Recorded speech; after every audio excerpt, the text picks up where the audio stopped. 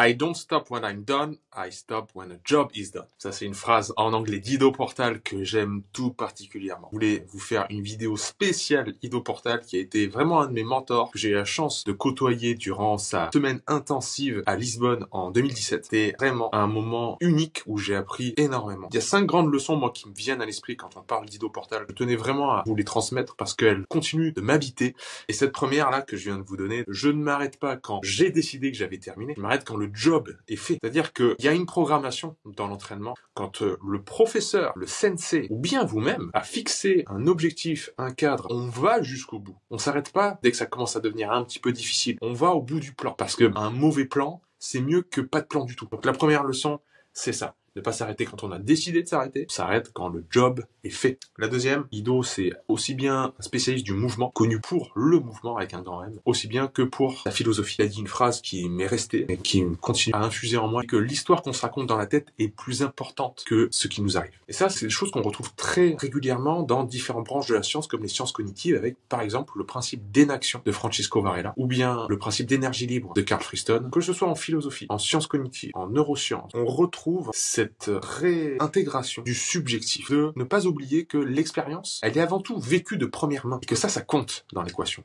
C'est pas simplement des mouvements, de nombre de répétitions, des charges qu'on soulève, c'est pas simplement du quantitatif. C'est aussi quelqu'un qui est en train d'expérimenter la chose et qui se raconte une histoire par rapport aux choses qui arrivent et aux sensations qu'il a. La troisième leçon, le mouvement dans l'immobilisation du corps. Dans ce stage, on avait la chance, donc, comme je vous ai dit, d'avoir plusieurs professeurs. Et donc, Doudi, qui était professeur de yoga. Ce que j'ai aimé, c'est qu'il avait le contrepoint parfait du mouvement d'Ido, toujours en mouvement. Et Doudi, il nous faisait passer justement par l'immobilité. Le mouvement dans l'immobilisation du corps. Évidemment, par le mouvement de l'esprit, le mouvement de la respiration, qui fait bouger le corps, bien entendu, qui est dans un moment statique où vous êtes assis en lotus. Vous semblez être dans une passivité complète. À l'intérieur, ça bouillonne. Et il y a un mouvement total qui se fait de l'esprit via l'attention qui se déplace vers l'intérieur, vers l'extérieur, et via la respiration qui fait des chamboulements internes qui sont énormes. L'immobilité est aussi représentatrice du mouvement avec un grand M, si et seulement si on sait l'apprécier. Ça, c'était la troisième leçon. La quatrième, que j'aime énormément, c'est un bon professeur enseigne par des questions, des charades, des non-réponses en fait. On interroge l'élève, on le laisse dans le silence. Bon professeur enseigne aussi par le silence. Si on est vraiment dans une transmission qui est uniquement triangulaire, pyramidale, où on impose les systèmes de pensée aux personnes, on rate le coche de rendre les gens autonomes. Dans toutes mes transmissions, que ce soit au centre de l'Hormèse, que ce soit dans les conférences, que ce soit dans les vidéos publiques comme celle-ci, je me suis toujours souvenu de ça. Ne dis pas aux gens ce qu'ils doivent faire. Apprends aux personnes à penser, à agir par elles-mêmes.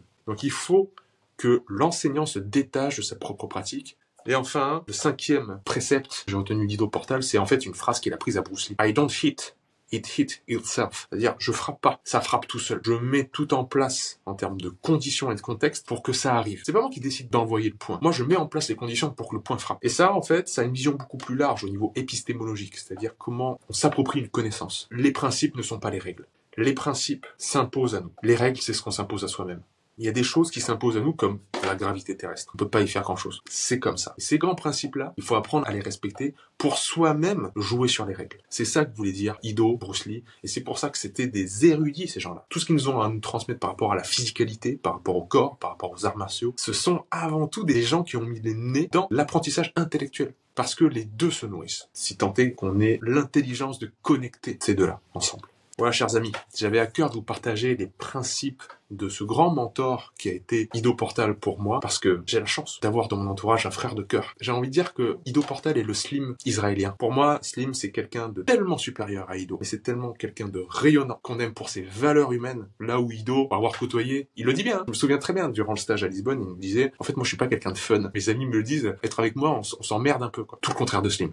On a la chance d'avoir un Ido Portal français. On a quelqu'un dans notre entourage qui, justement, a fait force le mouvement avec un grand M. Exploiter toute sa physicalité. Par son parcours, évidemment, d'athlète professionnel, mais pas que. Avoir vraiment une réflexion sur comment je bouge, de quoi je suis capable, de quoi est capable l'animal qui est en moi, dans tous les sens du terme, dans tous les angles de ma mobilité, dans toutes les qualités athlétiques, que ce soit la force, l'endurance, tout ce que je peux mettre en place en termes de sportif, c'est-à-dire faire du foot, faire du sport de combat, etc. Slim, il a tout fait. Et donc, ayant exploité toutes les variabilités de la physicalité, il va vous mettre au défi, au congrès du potentiel humain, le 8 et le 9 juin, d'expérimenter ça, de se mettre face à nos propres limites. Je peux vous dire que quand vous allez être dans l'inconfort de vous retrouver au sol, sous l'enseignement fort du grand slim, vous allez pouvoir voir à quel point vous avez très rapidement des limites. Ça, c'est une leçon d'humilité déjà pour tout un chacun et qui nous rapproche de ce sentiment de se dire, punaise, j'ai tellement de chemin encore à accomplir. Et c'est un petit peu ça que je veux provoquer chez vous en 2 jours. C'est-à-dire, l'hormèse, pour moi, elle ne se place que par rapport à un point de vue qui soit humble. Waouh! Voilà tout ce que j'ai encore à faire et c'est merveilleux. Le chemin, il est infini et c'est merveilleux. Et il y a des gens qui sont tellement loin sur le chemin. Pour le mouvement, ce sera slim. Vous avez l'impression qu'il est inatteignable. C'est pas grave qu'il soit inatteignable. C'est sa vie. Mais vous pouvez kiffer, en fait, le processus d'essayer de vous rapprocher de lui. Donc, tous les matins, samedi, dimanche, au Congrès du potentiel humain, au Pont du Gard, vous aurez le Nomad Slim, notre ido-portal français, pour un enseignement magique à 200. Vous vous rendez compte, on va bouger à 200 devant le Pont du Gard, une œuvre classée à l'UNESCO. C'est notre tour Eiffel du sud de la France, quoi. Ça va être un moment génial. Cliquez sur le lien ci-dessous pour voir la page. Vous avez tout le programme avec tous les intervenants, dont Slim, pour nous rejoindre pour ce moment absolument exceptionnel qui sera marqué évidemment par le mouvement avec un grand N. À très vite